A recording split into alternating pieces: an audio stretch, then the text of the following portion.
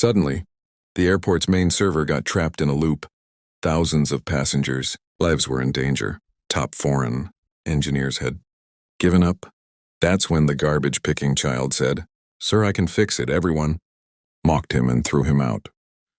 But what that child did in the next 2 minutes shook even the world's greatest engineers. What was the truth behind this garbage-picking child? Let's find out. It was exactly 12 more noon. Delhi's Indira Gandhi International Airport was running at full speed. Every minute, giant aircraft were landing and taking off.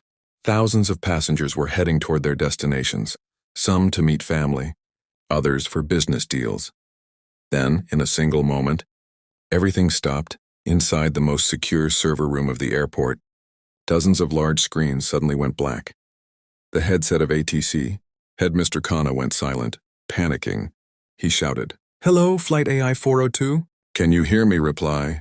There was no response, only terrifying silence. This was nominal technical. Fault at the airport's mainframe server had completely crashed. That meant total catastrophe.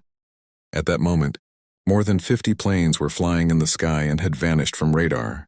They were flying blind.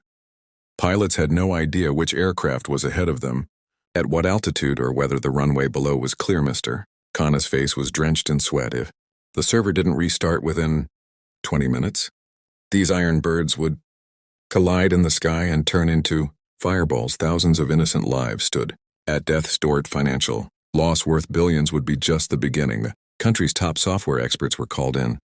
Urgently, within minutes, elite engineers arrived.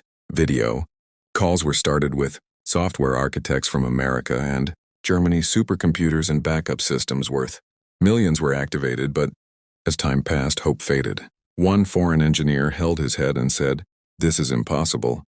This is not an ordinary virus. It's a loop that's destroying the system from within. It will take at least 24 hours to fix." Mr. Khanna shouted, "We don't have 24 hours, only 15 minutes. If the server doesn't start, thousands won't see tomorrow's sun. Do anything but start it." But the world's most expensive technology and sharpest minds had surrendered. Chaos spread across the airport. Passengers screamed. Officials searched for ways to save themselves on the other side of the airport. Outside the VIP gate near piles of garbage, 10-year-old boy named Aryan was filling empty bottles into his torn sack, dust-covered face, bare feet. No one could imagine that the blood of a genius architect flowed in his veins. Aryan came here every day to collect plastic bottles. By 1 p.m., he lifted his sack and headed toward a broken slum at the city's edge. There, his mother Sumitra waited for him. Sumitra was once the owner of the city's most luxurious bungalow. Today she survived by washing other people's clothes. Aryan's father, once the real owner of this massive airport and a genius software architect, was betrayed by his own brother. He was murdered in the name of an accident, and overnight Sumitra and young Aryan were thrown onto the streets. To protect Aryan from past wounds, Sumitra never told him who his father was. But Aryan had one last memory of his father, an old black diary. Every night, under the dim light of a lantern, Aryan read that diary beside his mother. She thought he was just looking at pictures, but for Aryan, it was a treasure. His father had written coding, secrets no book in the world contained. On one page, written in bold letters, "The ghost in the machine." Below it were error codes and diagrams, the exact ones now flashing on the airport screens. When Aryan returned to the airport after eating, everything had changed.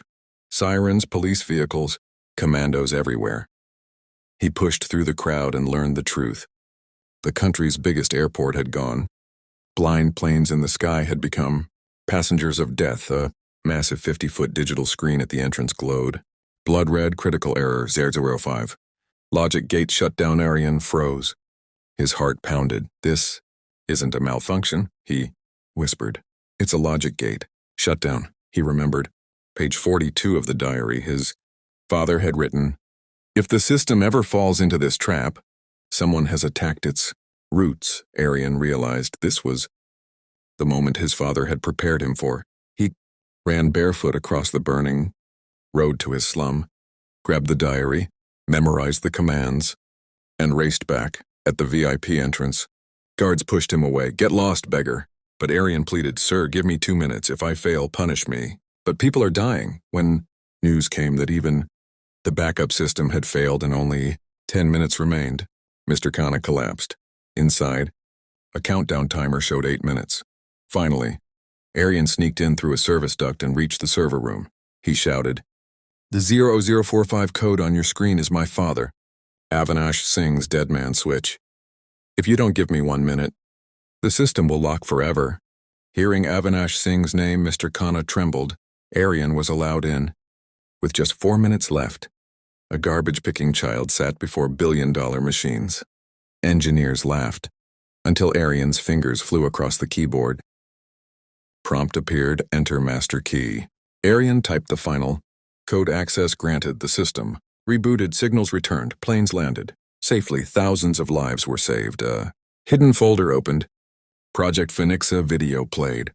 Aryan's father's final message, exposing his brother. Vikram's crime evidence printed. Automatically. Police arrested Vikram. Justice was done that night. Aryan returned not to a palace, but to his slum with honor. Months later, Aryan and his mother reclaimed their legacy, but Aryan never forgot his roots. He built schools and coding centers for garbage-picking children. Below his father's statue, it read, "Knowledge is the greatest power. Truth is the strongest shield." Aryan Singh, who once picked bottles on the streets, became the nation's greatest tech icon. He proved